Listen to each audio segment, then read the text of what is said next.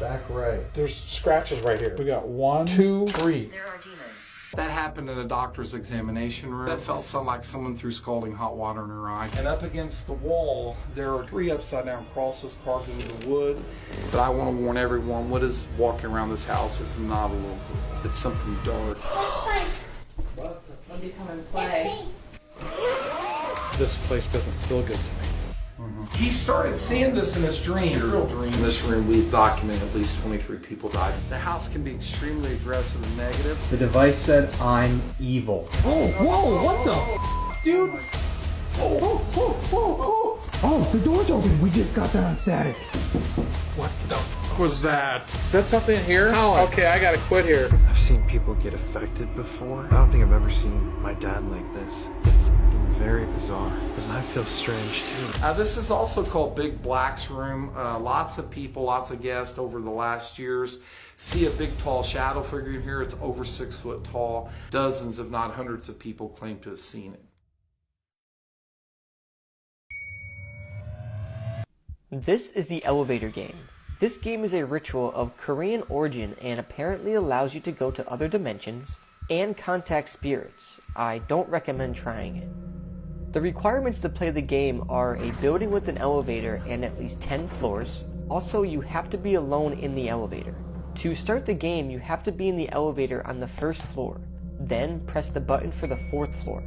Then, once you reach the 4th floor, press the button for the 2nd floor. Then, when you reach the 2nd floor, press the button for the 6th floor. After this, press the button for the 2nd floor, and after that, the 10th floor. Finally, hit the button for the 5th floor. When you reach the 5th floor, a mysterious woman is supposed to appear. She will try and get your attention, but the rules of the game say you have to ignore her. After, press the button for the 1st floor, and if the elevator takes you to the 10th floor, this means you've done it correctly, and when the doors open, you will be in another dimension, and it could be a very peaceful one or a very, very dangerous one.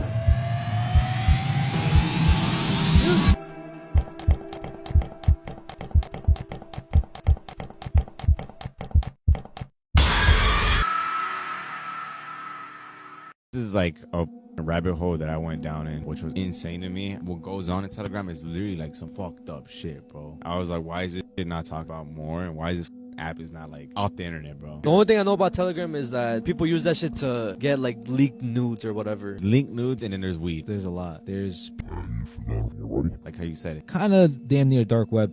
I was about to say, yeah, that's what it reminds me of. There's this one chat room where people exchange CP. Yeah. The craziest thing to me is how you get in. First, you have to put all your information in. Address, name, social security, photo identification. And then you have to put a picture of yourself. And then you have to send an explicit photo of anybody, like a family member. Oh my They have to be married. And then you have to send an explicit photo of your junk as blackmail. Because you can't expose them. Now they got shit on you. Bro. There was this big, like, kingpin. He would find girls, get him inside his band that he would have. And he would video record them doing, like, crazy shit to the girl. And he would say, like, now you're mine. He would call them slaves. What the He would call these girls fuck? slaves. It's crazy how other countries work, because the guy's like, if you don't listen to me, if you don't do this, and you I'm don't gonna do expose this, you. I'm gonna show your family this. These girls feel like they're trapped because you get almost look like as a slut. Shameful. They're shameful of you. And he had thousands of them, bro. Of these Thousands. girls. Crazy, bro. This one thing that like triggered me was, You don't have to say it. just imagine, like, they'll make him grab pencils. This case will absolutely enrage you. A judge sent a 3-year-old back to his biological mum to be murdered. A little boy named Curtis from Ohio had been fostered since he was 7 days old. He'd been kindly taken care of by 2 lovely foster parents for 2.5 years. Now, they badly wanted to adopt Curtis and make their roles as parents official. However, they tragically never got the chance. In March 2023, a judge decided that Curtis should be sent back to his biological mum. This decision would prove to be fatal. Just months after he got sent back to Tamika Eggleton on the 14th of June 2023, Curtis was found unresponsive in a pram in a shop. He was rushed to hospital where he sadly passed away. The autopsy confirmed that the injuries that the little boy sustained were blunt force injuries. It was determined that they could not have been done accidentally. 31-year-old Tamika was then arrested and detained on the 19th of the month. She has since pleaded guilty to murdering her biological child. Curtis absolutely had the chance to live a long and happy life with the foster parents that so desperately wanted to adopt him. Tamika is due to be sentenced in July and faces life in prison. The scariest movies, and not because of like what they showed on screen, even though it is pretty scary watching it, the Blair Witch Project. So the whole thing was improvised. There was no script. There was a casting call with 2,000 people. 3 random people got picked, and for the rest of the film they used their actual names. For real? Yeah, so the reason why the directors wanted it to be as authentic as possible. It wasn't them acting. The actors were just gonna be put in the woods for 8 days and be by themselves. It was so real to the point that Heather, which was one of the characters, so it was Heather, Mike, and Josh, they thought that they were gonna end up being in a snuff movie. They didn't know any of the scenes that were gonna happen. They were just told a couple instructions, given a cure package every single day. Another thing that added to it was that they were slowly giving less things. Were they being monitored? Yes, people were watching them, bro, but okay, I was just but making they sure. weren't in the scene where the actors hear children laughing in the woods. They didn't know that was gonna happen, so they were actually scared. And they also didn't know that the Blair Witch was just a made-up thing. They went to a town, Okay. and they had told them that it was a real town, but it was actors and stuff. And then the production team shook their tent and they run out of the tent barefoot. They were literally terrified. And what they were supposed to do is that whenever one of the characters said, "What the fuck is that?" they were supposed to turn to a person dressed in white, like cloak. It was gonna be the Blair Witch, but they were too scared that they didn't end up doing what they were supposed to do, and you basically never see the Blair Witch in the movie. Not gonna lie, that's low-key like a good method to a movie, bro. Delaware. Yeah. I need everyone's phones. I want them all to FaceTime their family. Hi. This is former Mr. Beast employee Delaware, aka Charles Robert Jefferson. Now, Delaware, as he was known on the channel, appeared in a few Mr. Beast videos. Ironically, that clip from the beginning of the video was from a video where Mr. Beast and the crew spent time in prison. And this is where it gets disturbing. So you can see right here, he's registered, meaning he's a registered sex offender.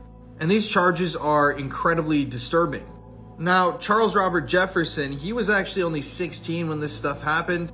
So I've seen people online talking about how he should be given a break because he was also a minor, which is completely wrong. Because as you can see, the victim of this crime was 11 years old. I mean, let that sit for a second. That's disturbing. That's really disturbing. And something else bizarre about this whole thing is that Delaware, when he was in the Mr. Beast videos and when he was featured, they only called him by this nickname, Delaware.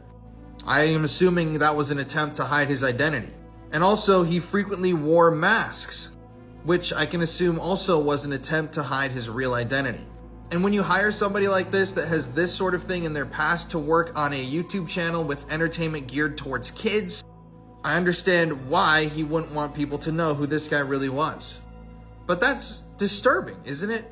I mean, you would imagine that somebody would have had to do a background check on that guy, especially before not only hiring him, but putting him on camera multiple times. And I'm sure that Mr. Beast Jimmy is going to come out and say he had no idea, blah, blah, blah.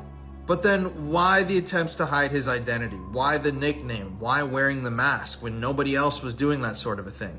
And when you're an entertainer as large as Mr. Beast, when you run such a massive company, and a massive significant portion of your audience is children and minors, there definitely shouldn't have been any sex offenders working on the show. If you want to join me as I expose pedophile rings and talk about these horrific sorts of crimes, listen to my new podcast, The Conspiracy Files, on Spotify or Apple Podcasts, or check out my YouTube channel. This stuff is a major problem, not only here in America, but across the planet. And only by waking people up to this shit are we going to be able to change something. This cartel video I'm about to explain is extremely brutal and I don't recommend looking it up. The video that I'm about to explain went viral on Twitter and Reddit, and also in Mexico.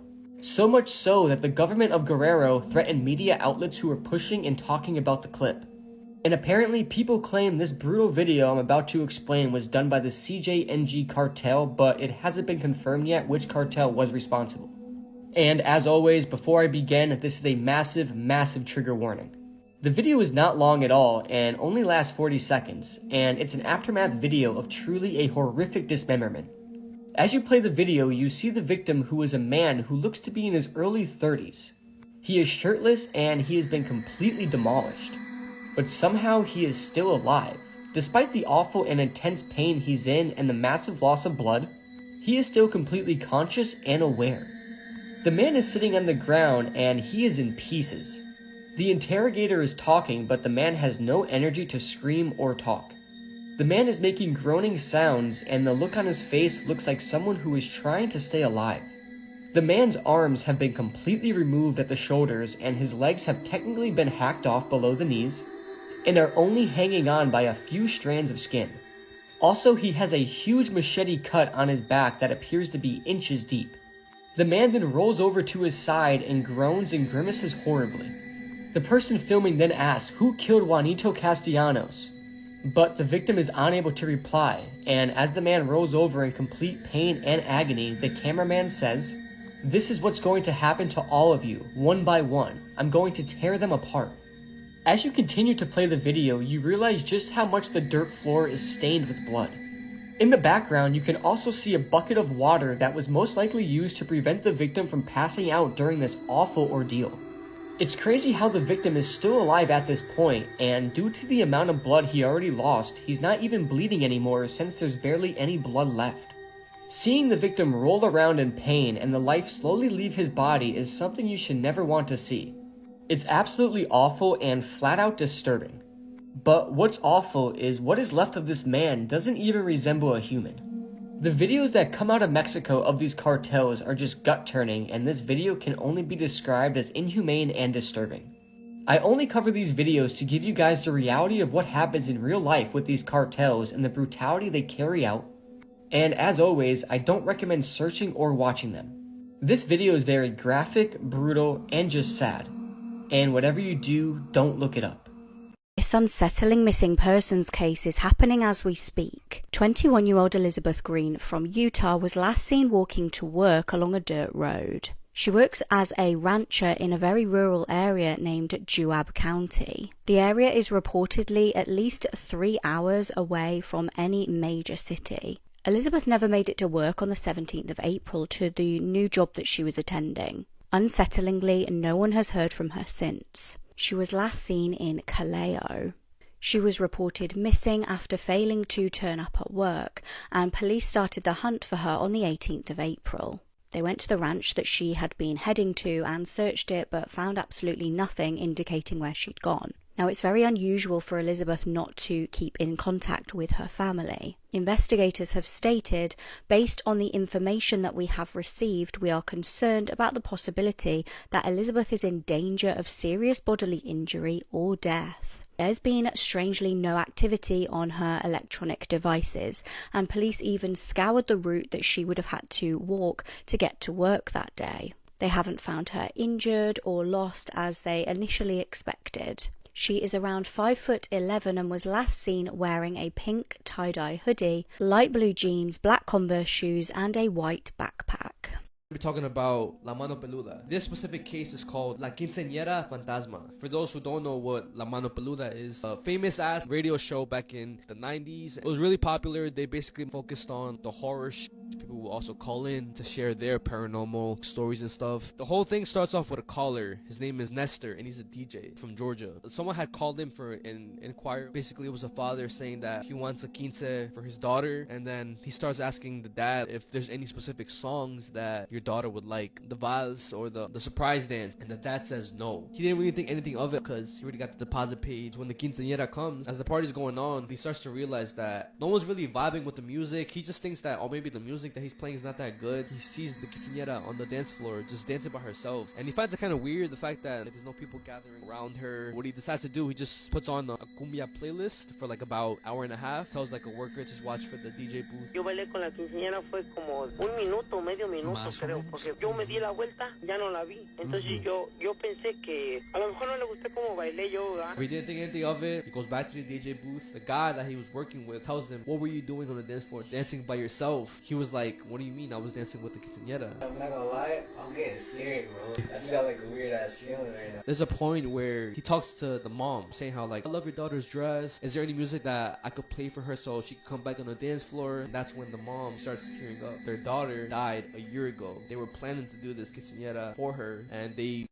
Up here in the mountains north of Las... The man that you just saw in that video was 47-year-old Kenny Veach. and he disappeared hiking in the mountains of Nevada after finding a bizarre cave near Area 51. So Kenny was an avid outdoorsman who posted to his YouTube channel very frequently, but on November 10th, 2014, Kenny vanished.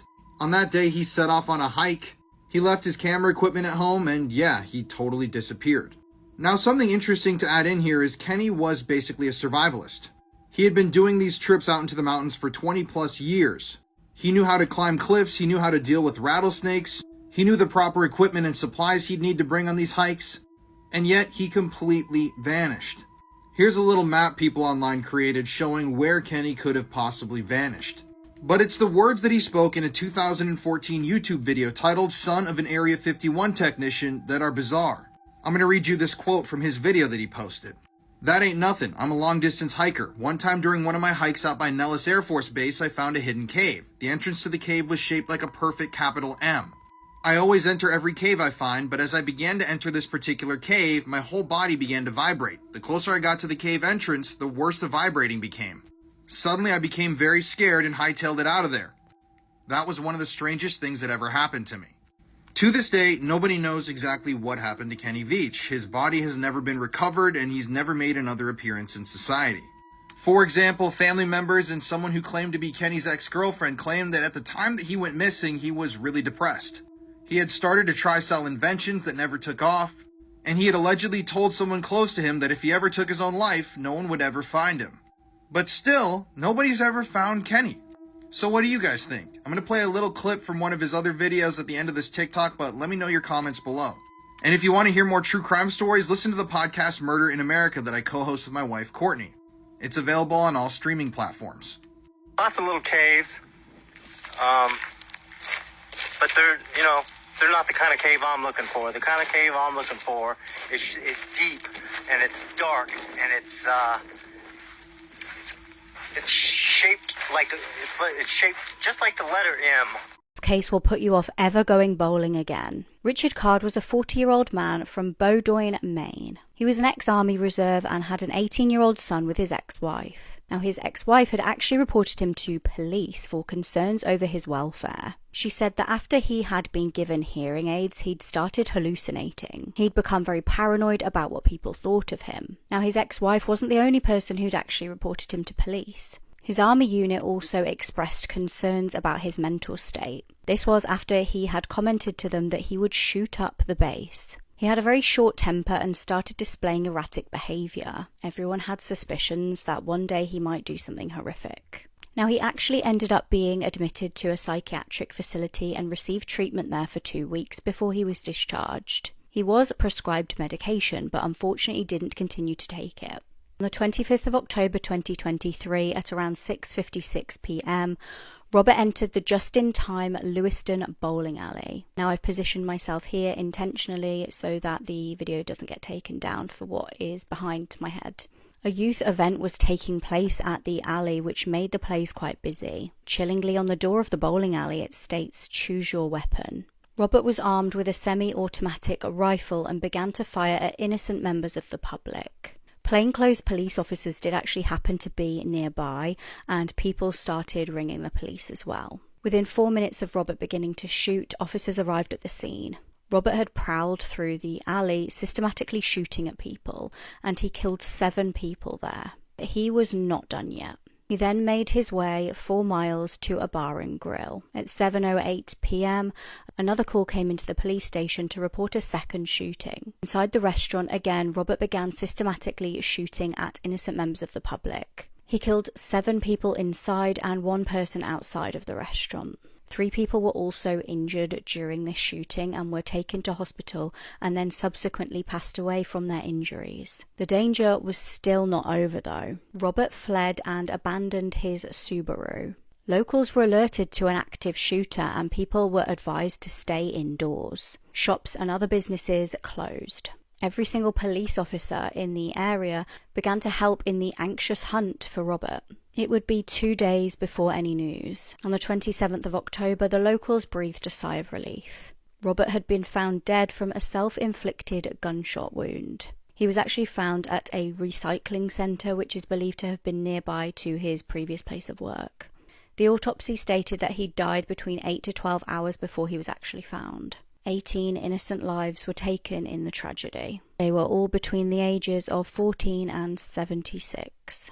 The fact that you can murder your own child and only get 25 years is insane to me. I'm talking about this man right here, Christopher Greger, and how he forced his 6-year-old son to run at such high speeds on a treadmill that he died from it. This happened in 2021, but the trial for this case just took place, and it revealed some awful things, like a video taken from the gym at Christopher's apartment complex showing the abuse. In April of 2021, 6-year-old Corey Michelow was staying with his dad Christopher at his home in Stafford Township, New Jersey. At the time, Christopher and Corey's mom Brianna were not together and they didn't live together, but they shared custody of him. Brianna didn't want him to go to Christopher's house because she suspected that he was being severely abused by him. For a quick backstory, Christopher met Brianna when she was only 15 and he was 21, so he already wasn't a good person. Now at the time, she had more than enough evidence to suspect that little Corey was being abused, and she even reported this to authorities more than 100 times over a span of 18 months, but nothing was ever done. Just 5 days before his death, Corey's grandma on his mom's side was giving him a bath and saw that he was covered in bruises, some that were fresh and others that were trying to heal. Corey then asked his grandma, quote, "Does God see what my daddy does to me?" In which she replied, "God sees everything." Corey then asked, quote, "Why doesn't he help me?" That same day, he wrote, "I died" in chalk near the front door of the house. His grandma says that Corey knew nobody could help him and that he knew he was going to die and accepted it. Fast forward 5 days, which is the day that he was taken to his dad's house. Corey's grandma gave him her cell phone and told him to hide it and to call her not if, but when his dad starts beating him. Corey told her that his dad was always around and couldn't use the phone or even run to a neighbor's house. Corey died that day, and what's incredibly tragic are the events that led up to his death, which you'll see in the next video, so just a heads up. Just before he died, video footage from the gym at Christopher's apartment complex showed him forcing Corey to run on the treadmill. He kept increasing the speed, which made Corey fall off at least 6 times, and at one point, Christopher is seen biting Corey's head out of anger. Corey went into cardiac arrest twice, so Christopher took him to the hospital where he died just an hour later. The autopsy says that Corey died from blunt force trauma and lacerations to his heart and liver, and all of this came as a result from his dad's abuse. Just 20 minutes after Corey died, Christopher took off and drove to Arkansas, and the only reason he came back is because his parents talked him into it. What's sickening is the fact that he didn't even tell Corey's mom Brianna which hospital he took him to, so she couldn't even spend the final moments with her own son. Christopher wasn't arrested until a year after his son's death. During the trial, it was argued that he inflicted those blunt force injuries to punish Corey because his mom was 14 hours late dropping him off. He was recently found guilty of manslaughter and the endangerment of a child. He was sentenced to 20 years in prison for manslaughter and 5 years for child endangerment. Right before sentencing, he said that although his actions are inexcusable, he still denies any responsibility for his son's death. He said he thought Corey was just tired and that's why he didn't take him to the hospital sooner. Prosecutors wanted him to have the max sentence, which would have been 40 years.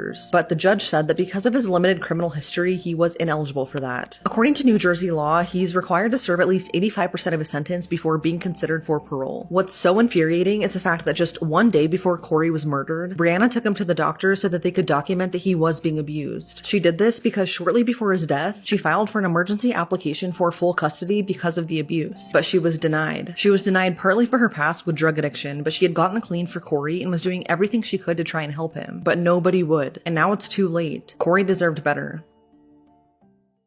However, according to the phrase, you can't make this stuff up, might have known the story of real-life boogeyman, Albert Fish. A slight, elderly man with grey hair, no one suspected the kindly single father of being sadistic child murderer and cannibal. This 17-year-old boy was buried alive and murdered, and this case is absolutely gut-turning. Jose Garado was a 17-year-old boy who lived in Miami, Florida. He attended school at the U.S. Job Corps Center in a remote area of Miami. The school is surrounded by wooded area with small roads leading into the woods. The Job Corps is a program that provides vocational training and boarding to at-risk youths from the ages 16 to 24. Jose wanted to better himself and become a mechanic. On June 28, 2015, Jose asked the Job Corps staff if he was able to leave the campus to get some food. They said yes, and Jose left, but Jose never returned. Hours went by with no word from him, and days would pass and nobody would see him anywhere. On the 3rd day of his disappearance, Jose's brother was desperately searching for him. He searched in the woods not too far from where the school was located, and in the woods he was met with a sight no brother should ever see. He saw feet poking out of the ground in an area that seemed to be burned. He had found his brother dead, buried in the woods. 5 suspects were arrested: Kahim Habello, who was 18, Desiree Strickland, who was 19, Jonathan Lucas, who was 18, Christian Cologne, who was 19, and Joseph Cabarro, who was 20. These 5 people were known on campus for being bullies. It's thought they had bullied Jose and also took his money. On June 28th, they had lured Jose into the woods with the intention of carrying out a truly horrific murder. The group led Jose to a pre-dug grave, a grave they had dug 2 weeks earlier with the intention of burying Jose there. And in a nearby bush, they had also hidden a machete. And once they were deep enough into the woods where the grave was, the gang ambushed Jose. Kahim grabbed the machete and viciously hit Jose with it over and over again. Jose tried his best to fight back, but he was just outnumbered and outstrengthed. The group then made him get into the pre-dug grave. Kahim then continued to hit Jose with the machete until his face was completely caved in. Jose fell into the grave from the attack, and as he laid in it severely wounded, the group used a shovel to bury him, and it's believed Jose was buried alive, which is many people's worst nightmare.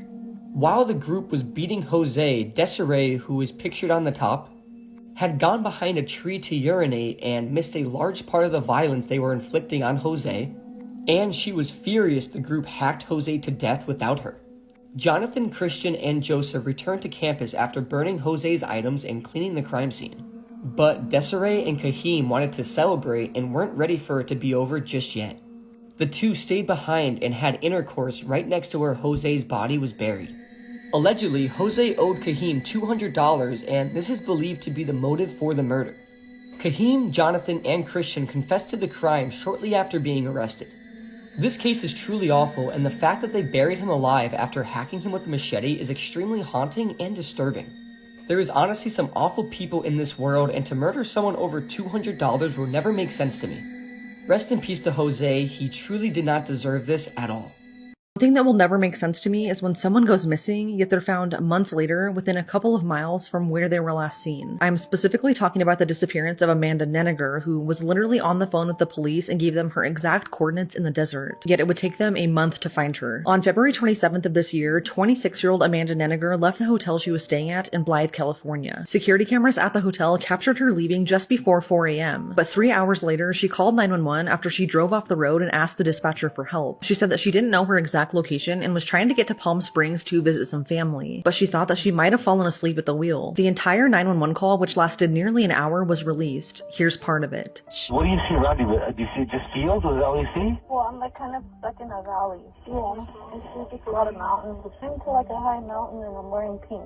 Okay, so you're on Highway 78, you think, and then what would be the nearest cross street? I'm not sure. I see a field. I'm trying to get a location on you, but I'm not getting one. Amanda spends the entire call giving the dispatcher her location. She doesn't have cell service and she doesn't know which road she was traveling on, but she reads off her exact coordinates. The dispatcher struggles to pinpoint where exactly those coordinates are, but he tells Amanda that her phone is pinging off a tower in Palo Verde, California. During the call, Amanda tells the dispatcher that people are trying to kill her and that she's trying to get away. And the call ultimately ends with Amanda saying, quote, "I'm scared. Are you guys going to find me?" The 911 call went to California officers, and because the dispatcher was confused on Amanda's location, even though she had given him the exact coordinates, California police searched for her along Highway 95, about 30 to 40 miles away from where she actually was. Those officers only spent about 5 hours looking for her, and then they basically just gave up. Amanda was officially reported missing a day later when all of her calls from family went straight to voicemail and when she never called them back. A little over a week later, the La Paz County Sheriff's Office in Arizona found Amanda's blue Toyota Camry in the remote desert. It was stuck on a boulder and about 3 miles away from any major road. None of her personal belongings were in the car and Amanda was nowhere to be found. At this point, the La Paz County Sheriff's Office didn't even know about Amanda's disappearance, let alone the call she made to police just a day before she was reported missing. Since the call to dispatch was in California, they never told surrounding agencies. And like I said, it seems like they kind of just gave up on looking for her. But when the La Paz County Sheriff's Office got involved and heard that 911 call, they followed the exact coordinates that Amanda gave, and it placed them within 1.5 miles from where her car was found abandoned. So they began searching for her, even though now it was nearly 2 weeks after she disappeared. They used drones equipped with night vision, off-road vehicles, and they even searched for her on horseback. But it turned up absolutely nothing. Even the U.S. Fish and Wildlife searched for her. Amanda's mom spent weeks searching for her daughter in the desert. She called her name and even played her favorite music music in hopes that Amanda would hear it. But sadly, 1 month after she disappeared, Amanda's naked body was found in the desert, curled up under a tree just outside of Cibola, Arizona. This was less than 2 miles from where her car was found abandoned weeks earlier. Her clothes were found scattered nearby, and although her cause of death is still undetermined, authorities believe that she died from exposure, and that she possibly took off her clothing to cool off from the hot desert heat. What's odd is the fact that Amanda's family said that she had never been in that part of the desert before, but they did also say that she struggled with mental health and addiction in the past. Her mom said that when Amanda was detoxing, her mind went through psychosis, so this could explain how and why she ended up where she did. Regardless, the fact that Amanda gave the dispatcher her exact coordinates, yet they were still unable to find her, even though she was less than 2 miles from where her car was found, is infuriating. I just don't understand why they didn't pass this information along to other departments. This could have all been avoided, and I can't even imagine her final moments out there all alone, thinking the police were going to find you, only to have this outcome.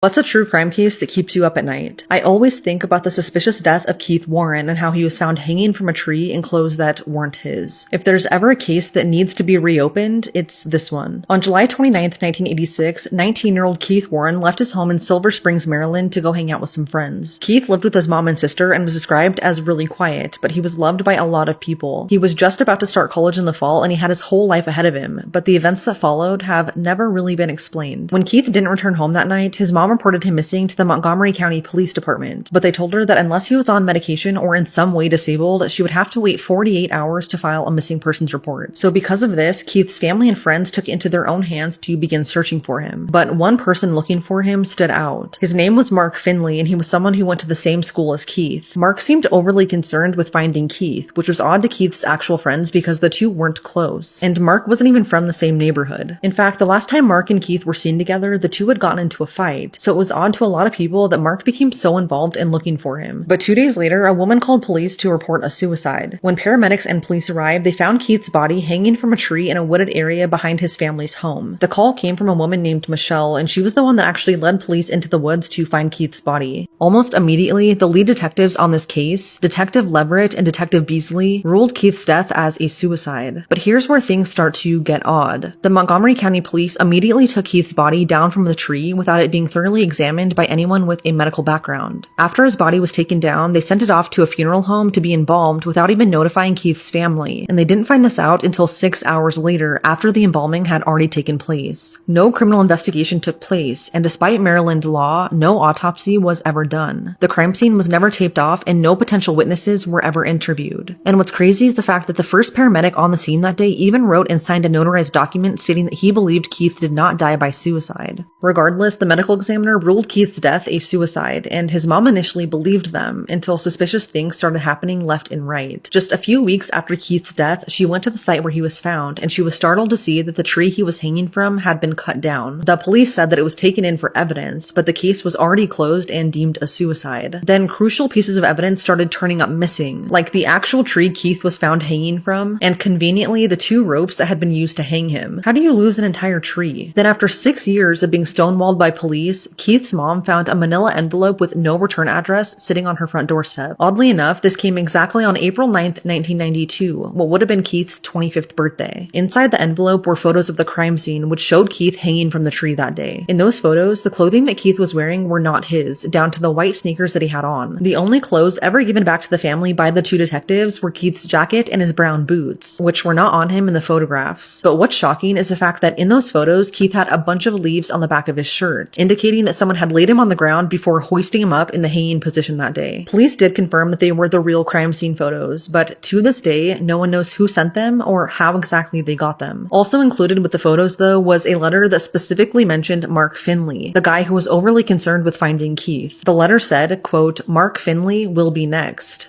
End quote. Shortly after this, Mark actually called Keith's mom and said that he wanted to come over and talk to her because he needed to unload. But before he got the chance to do so, Mark ended up dead. He was apparently riding his bike and accidentally hit a curb, causing him to fly off. But according to authorities, the damage to his body did not match the accident. His face was badly injured and it looked like he had been beaten with a baseball bat, but his death was ruled an accident. It was never reopened, and therefore he was never questioned further in Keith's death, which is a shame because he reportedly bragged about helping hang Keith in the tree. Some people think that he was murdered too. Keith's family ended up hiring another forensic pathologist, so they exhumed his body for an autopsy, and the findings are horrific. This pathologist stated that they don't believe that he died from the hanging, and this is specifically based on the toxicology report that he ran. He found extremely high and deadly amounts of paint thinners in Keith's body. This pathologist fully believes that with the abnormal amount of this toxin in his body, he wouldn't have the ability to hang himself, let alone even make the decision to. He would have been so mentally confused and likely not even coherent. They stated that Keith's death should be investigated as a homicide because his death was likely caused by these toxins, and the hanging was possibly a cover-up.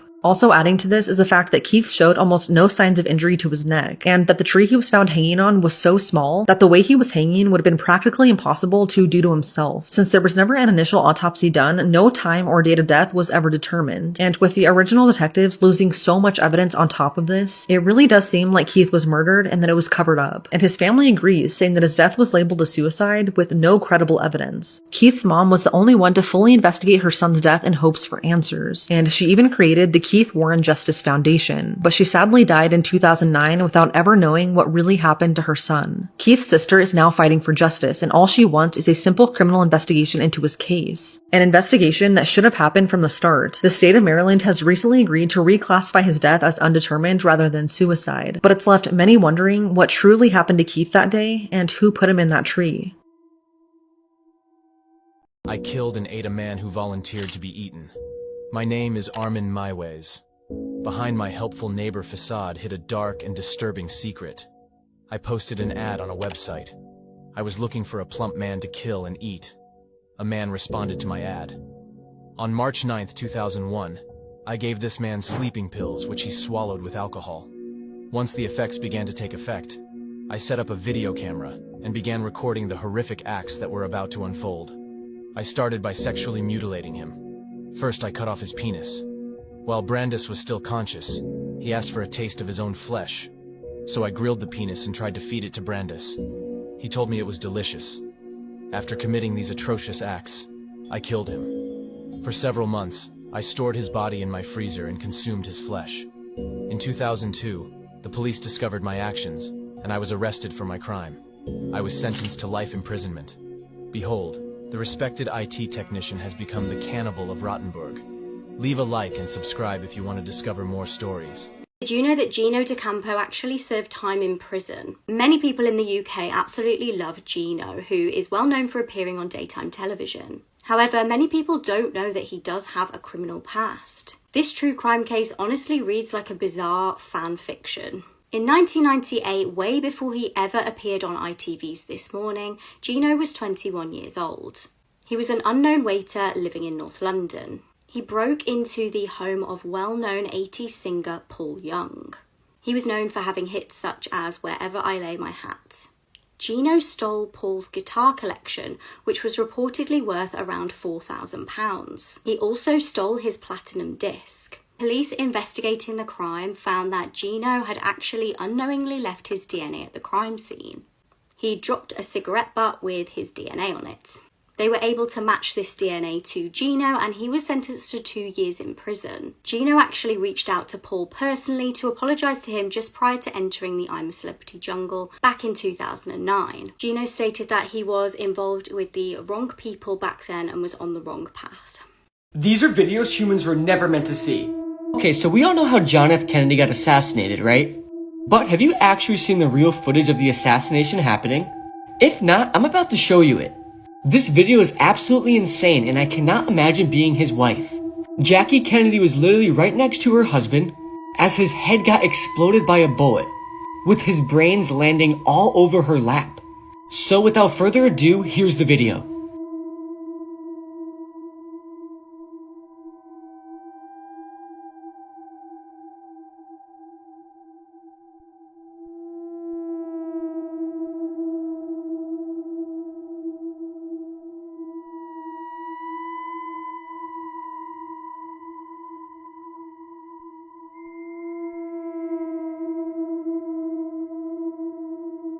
So yeah, you can see JFK gets shot first here, and then he slumps over, but he can't fully go down because of his back brace, resulting in the second bullet hitting him in the head, killing him. And you really have to respect what Jackie did here. Even after witnessing her husband getting shot, She still gets up and tries to help the Secret Service guy on the car. This is how Black Friday ended in a horrifying death. It was the early hours of Friday the 28th of November 2008. Over 2,000 people stood outside a Walmart in New York. Customers were lining up, eager to get some bargains as it was Black Friday. However, by 4:55 a.m., a frenzy had begun. The shoppers turned out of control. Workers and members of the public were trampled in the chaos as 6 to 10 employees tried to push people back out of the shop.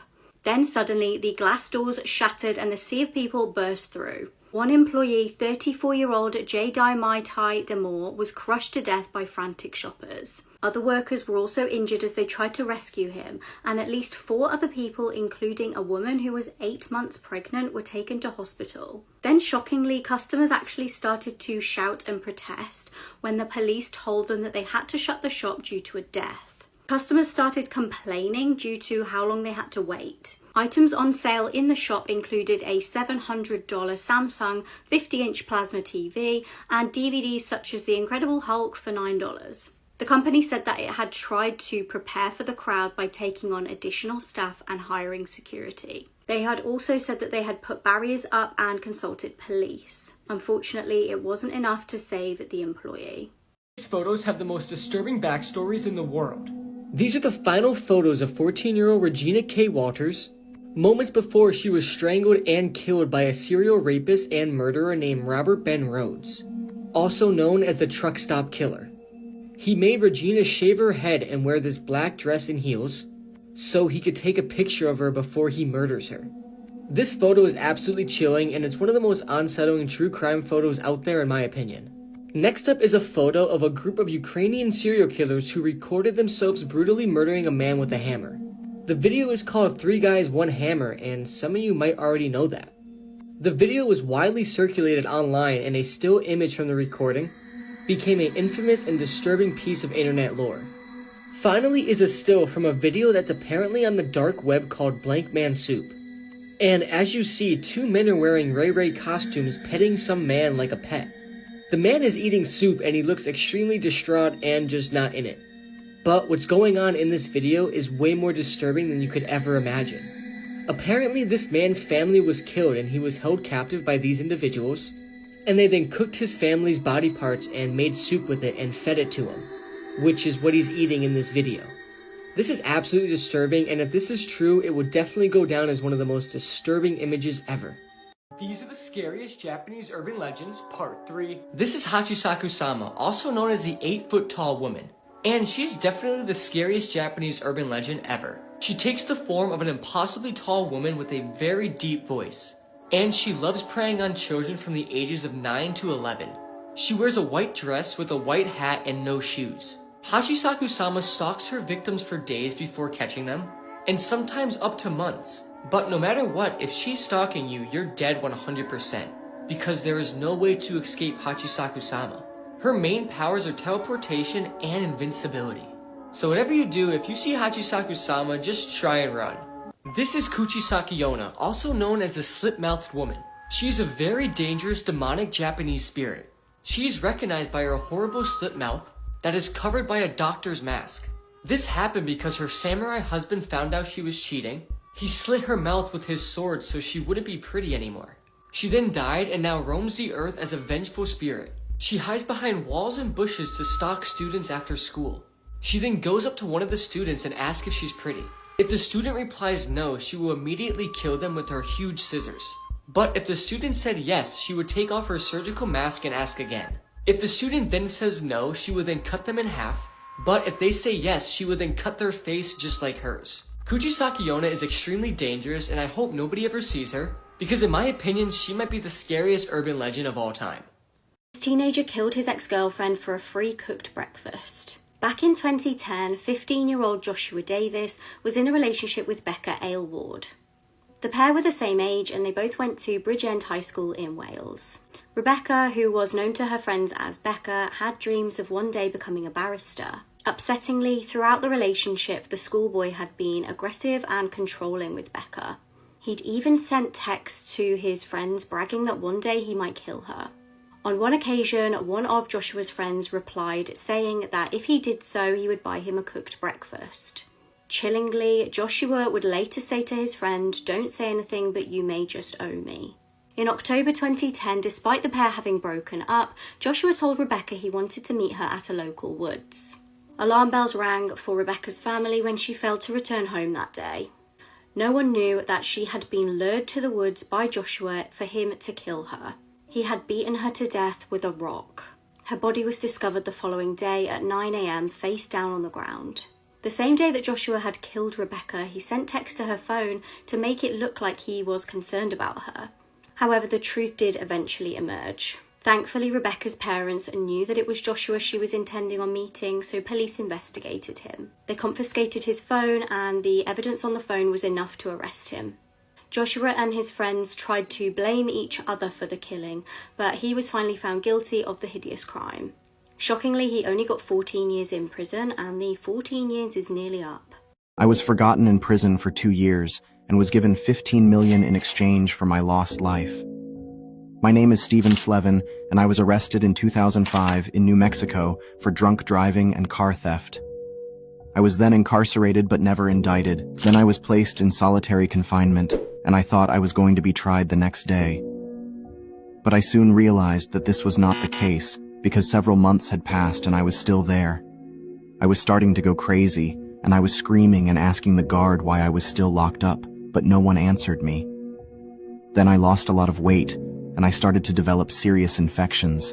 I even had to pull out my own tooth because I was denied dental care, and all of this started to drive me crazy, to the point that I was placed in an asylum for 2 weeks.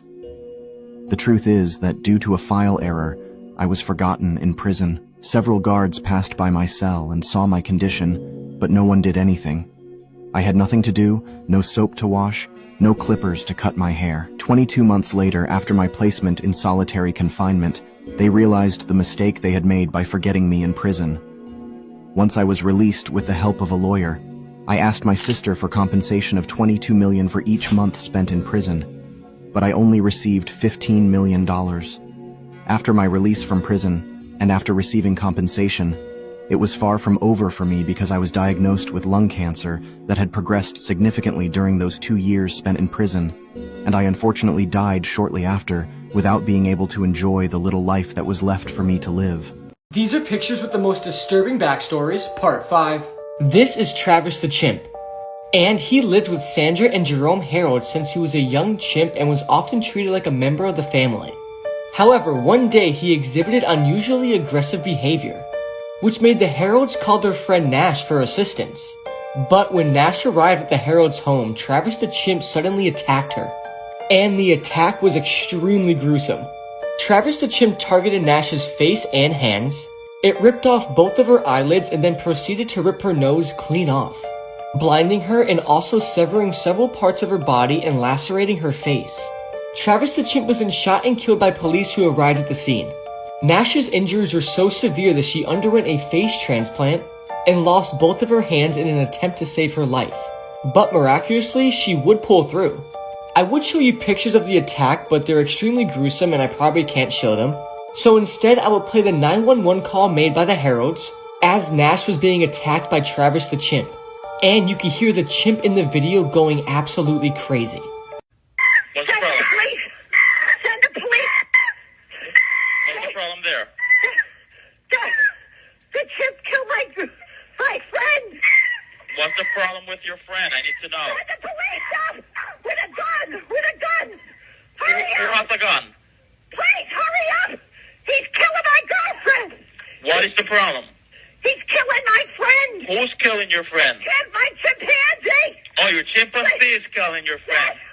He ripped her apart! Hurry up! With a gun. Hurry up, please! There's someone on the way. With guns, please! Shoot him! What is the monkey doing? Tell me what the monkey's doing. He ripped her face off! He ripped her face off? He tried to attack me! Please! Okay, hurry. I need you to calm down a little bit. They're on the way. Can you put yourself away? I don't want... This castle was built covering a portal to hell. And according to legend, the castle was built to prevent demons from escaping from the portal into the real world. This is Hauska Castle in the Czech Republic, and the stories of this place are horrifying. So from the very beginning, this castle was built different. It has no external fortifications, which meant that it was never meant to defend anybody trying to get in from the outside. However, it was meant to keep things inside. There's also no kitchen in the castle. It's far from any trade routes, and at the time of its completion, nobody moved in. It's also built far into the mountains in the swamps, away from civilization, and it's very hard to get to. But why? Well, let's dig in. This is apparently the portal to hell in the castle. This hole apparently is so deep that nobody has seen the bottom of it. And the people who built the castle specifically built the chapel on top of this portal because they believed this is where demons were crawling out from the netherworld into our world from. According to the legends, when people first came across this hole in the ground, they discovered that animal-human hybrids were crawling out from it. And there were dark-winged, otherworldly creatures flying around in the vicinity, aka demons. So apparently that's why this castle was built. It really has no purpose other than to cover this hole. I mean, when you look at it, they wanted to cover this hole, cover it with the chapel, seal it with the power of God, and prevent demons from coming out into our world. These are actual shots from the inside of the castle. Let me tell you, it's definitely creepy. According to local legend, when the construction of the castle began, local prisoners were given a pardon if they agreed to be lowered down into that hole and report back on what they saw. When he was lowered down into the hole, he began to scream viciously, and when they pulled him back up, his hair had changed colors. It was now gray and white, and he had aged about 30 years in just a few seconds. According to a local tourism website, this place is haunted by a number of ghosts, including a headless horse, an old woman, a bullfrog-type creature, and a bunch of demons. And something I forgot to mention at the beginning is that the defense systems are also apparently built inward, so they were trying to protect whatever was inside of the building from getting out. Another interesting part of history is that during World War II, if you know anything about World War II history, there was a German division that was dedicated to studying the occult. And apparently they took over the castle, set up shop there, and began to study something, but no one to this day knows exactly what they were studying. Some people think that the Germans were trying to use the powers of hell to their benefit. But let me know below, would you be lowered down into this pit? Let's say for $1 million, would you let someone lower you down there towards the depths of hell? I'm kind of curious to find out. What are some Google searches that have led to people's arrests? Today we're going to talk about the dentist who was just arrested for putting poison in his wife's protein shakes. I cover all sorts of spooky and true crime stuff on this page, so follow along for more. On March 6, Angela Craig went to the hospital for dizziness and severe headaches. She would eventually pass away as her symptoms got worse. But what we know now is that her husband, James Craig, was slipping both arsenic and cyanide into her protein shakes. And part of the reason we know this is because of what James was looking up on his work computer weeks before his wife's death. Searches like how to make poison, undetectable poisons, and 5 undetectable poisons that show no sign of foul play, as if there was a fun listicle about it. And the shocking part of all of this is allegedly not the first time that James had tried to poison his wife. He allegedly poisoned her 5 or 6 years ago, and she found out. And it's now believed that he was doing all this so that he could run away with another woman. Now that I've seen it, I can't unsee it. So the other day, a Reddit user posted this photo to Reddit. It's of his apartment at night. He had been complaining of hearing rustling noises in his apartment over the last couple nights. Many users thought they could kind of see something in this area of his kitchen, but I couldn't, so I looked at the brightened version. This is the photo brightened. And I know what you're gonna say, yes, it does look like Keanu Reeves, but look at how tall he is compared to the fridge. But it gets so much worse. This is a video he took of his apartment at night where you can see something happen to the light in the kitchen. But let's look at the brightened version.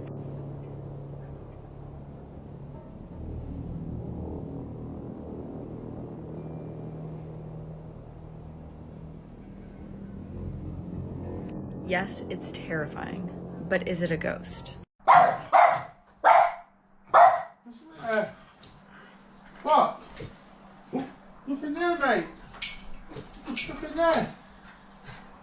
What? There's nothing there.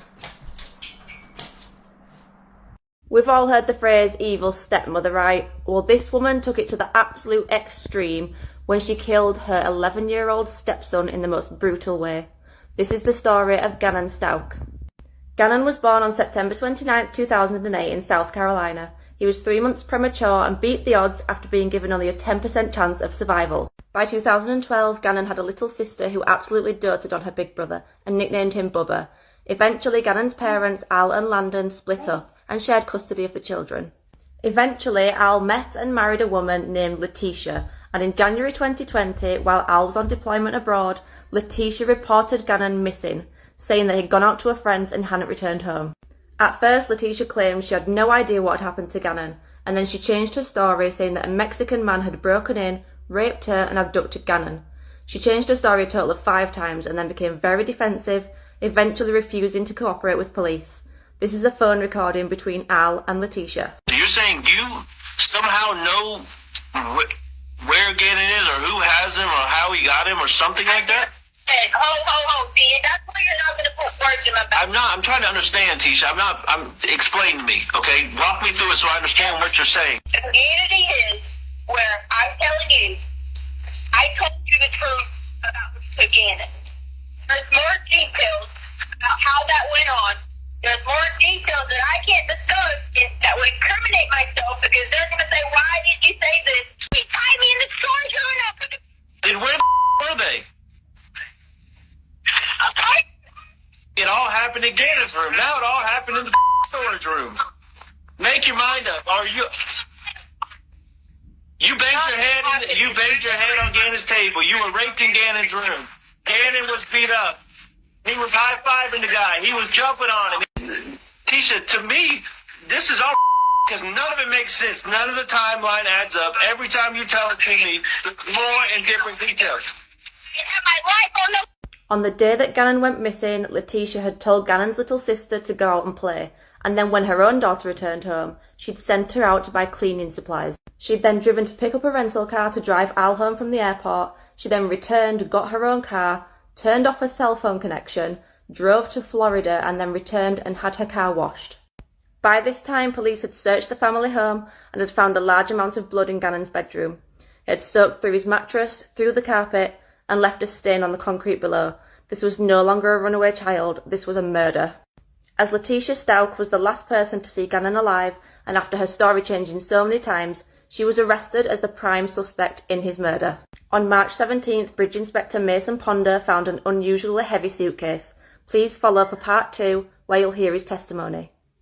The story of Unit 731 is the most disturbing thing I think I've ever read about. We're going to be talking about some genuinely horrific things in this TikTok, so viewer discretion is heavily advised. So Unit 731 was a covert division of the Imperial Japanese Army during World War II, and it's estimated that they caused the deaths of over 200 to 300,000 people. Basically, this unit set out to research everything terrible about the human condition, and they were given free access to test subjects because of the war. So nobody in the local area knew what the buildings that were housing Unit 731 were used for. And the cover story was that this place was a lumber mill.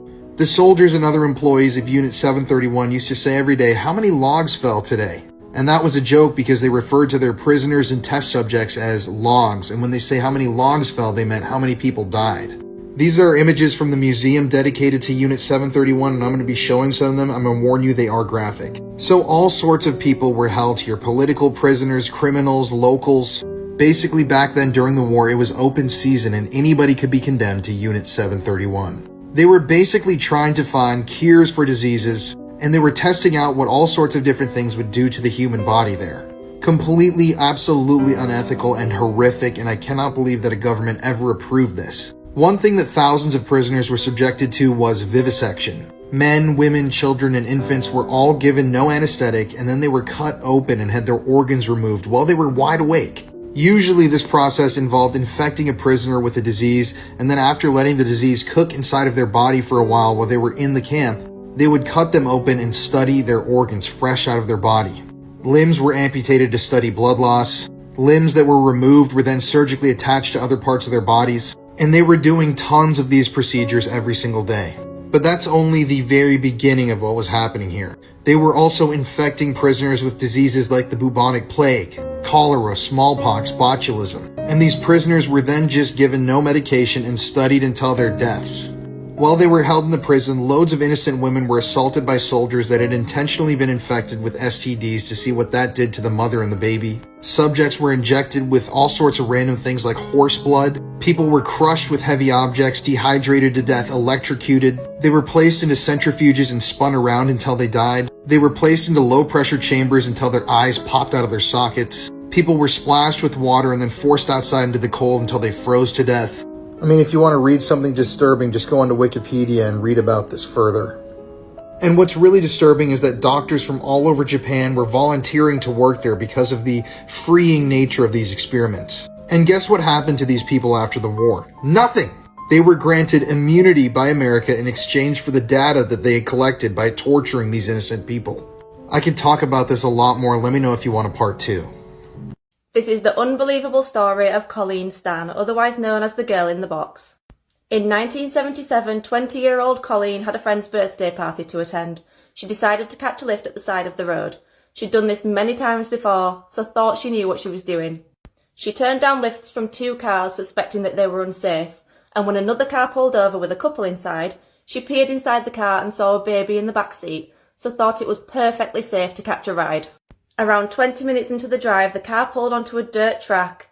Cameron Hooker, the driver, got out, pulled Colleen off the back seat, held a knife to her throat and forced her into the trunk of the car. A wooden soundproof box that weighed 20 pounds was placed over her head and she was driven to their home in Red Bluff, California. She was then forced into the basement where she was tortured and bound. This was just the start of the horror that Colleen would endure at the hands of this deranged couple. They eventually moved out of their home and moved into a trailer with Colleen and their child. They no longer had a basement to keep Colleen in, so Cameron decided to make a coffin-sized box to keep under their bed. Colleen was kept in here sometimes up to 23 hours a day, only being let out to satisfy Cameron's needs or to be tortured. Cameron and Janice conceived another child, and Janice actually gave birth above Colleen on the waterbed. Colleen was sometimes let out of the box to look after the 2 children, and she could have made a run for it on multiple occasions, so why didn't she? Cameron had told Colleen that he was part of a mafia gang called the Company, and that if she ever tried to escape, she'd be killed alongside her family, so she stayed. Colleen had been completely brainwashed by Cameron and Janice, to the extent that Cameron actually took her to see her parents one day, and she didn't say a single word about the abuse or kidnapping, instead telling them that Cameron was her fiancé. Her parents were actually really relieved. They believed that she'd run away and joined a cult, and they actually took this picture of her and Cameron. Colleen was then taken back to the trailer where the abuse continued. She was regularly tortured, beaten, whipped, burnt, and suspended from the ceiling by her wrists, wearing the 20-pound soundproof wooden box on her head. Colleen was eventually that brainwashed that Cameron believed if he let her have a bit of freedom, she wouldn't tell a soul about the abuse or the kidnapping, and he eventually got her a job as a maid in a hotel. By this point, he'd also decided he was going to make Colleen his second wife. This news didn't go down well with Janice, and she decided she had to get rid of Colleen. Janice told Colleen that everything Cameron had said about the mafia was a total lie. There was nobody out to kill her or her family, and Colleen rang Cameron and told him that she wasn't coming back. She then returned home. Despite being back home with her parents, Colleen didn't tell anybody where she'd been for the last 7 years. She told nobody about the kidnapping or the abuse. She was fully in the midst of Stockholm Syndrome and stayed in touch with Cameron, believing that he could be reformed. In the end, it was actually Janice that went to the police and told them everything. She'd been convinced by a priest after confessing that she had to stop him doing this to someone else. Cameron Hooker was arrested and he was described by the judge as the most dangerous psychopath he'd ever encountered. Janice testified in court against Cameron in agreement that no charges would be brought against her for the abuse that Colleen endured. Thanks to all the overwhelming evidence from Colleen and Janice, Cameron was found guilty of kidnap, torture and rape, and he was sentenced in 1985 to 104 years in prison. Colleen Stan is now 66 and she's a mother and grandmother. Her and her family celebrate the anniversary of her escape from the Hookers every year at the beach, and she also counsels other women that are survivors of abuse.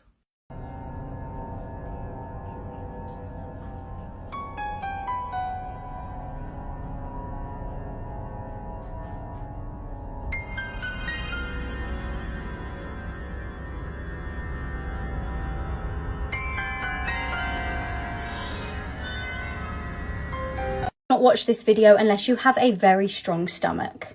This case is truly sickening. On August the 31st, 2019, Margaret Sumney was unreachable. Her family knew something was wrong. They tried and failed to get hold of her for 2 days before notifying police to ask them to do a welfare check. When police went to her house in Pennsylvania, what they discovered was horrifying. They found shattered glass all over the floor and blood smeared on the walls. They found the 67-year-old's body in the bath. She'd been beaten to death. The autopsy revealed that she died from blunt force trauma to the head. Police interviewed her son David, who initially denied having anything to do with her death. However, police searched his phone and found absolutely disgusting images. They uncovered 277 sickening pictures, including selfies of David with her body, his face smeared in her blood, and doing a thumbs up pose. Police also discovered that David was in possession of his mum's jewellery and several blank cheques. He also had a record of previously assaulting his mother twice and attacking his now deceased father once. The same year as his mum's murder, he allegedly waterboarded and strangled his ex-girlfriend in an Atlantic City hotel. It's reported, though, that he just slipped through the cracks in the police databases, allowing him to go on to offend again. He was soon arrested, and it was found that when he'd committed the murder of his mother, he'd taken a large amount of Adderall. His defense argued that he had diminished responsibility due to his substance and alcohol use. Originally, he was facing charges of first-degree murder and abuse of a corpse. However, due to a legal loophole, he entered a guilty plea, so he would only be charged with third-degree murder. He was sentenced to 20 to 40 years in prison. Terrifyingly, as he's now been in prison since 2019, and due to his good behaviour behind bars, he could be released in just 17 years.